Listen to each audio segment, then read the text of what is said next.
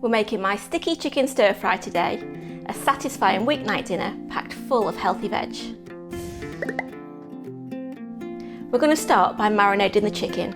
I'm using chicken thighs rather than chicken breasts for this stir fry, as I find that chicken thighs are a little bit more tender, a bit more juicy, and they don't dry out as much over that high heat as chicken breasts would. First we're going to marinate the chicken.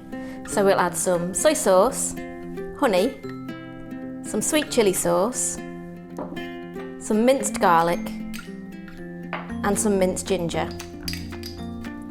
Then we'll add in some mirin, dry sherry, Chinese rice vinegar and a splash of sesame oil. Give that a stir, then cover with some cling film and place in the fridge for about an hour or two.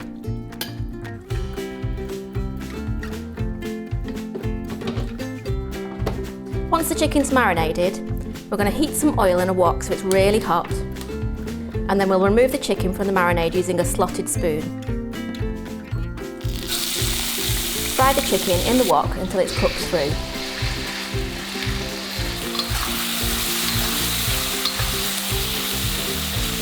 Okay, that chicken's ready. Now I'm going to pour in the remaining marinade and bring it to the boil. It's really important to make sure that that marinade boils because it's had raw chicken in it. Then we'll add in the veggies. We're going to add in some broccoli, mushrooms, sugar snap peas and sliced yellow pepper. Once you've added the veggies in, you might notice the sauce goes a little bit thinner. If you want to thicken that up, you can just add a little bit of cornstarch slurry, which is some corn flour mixed with cold water.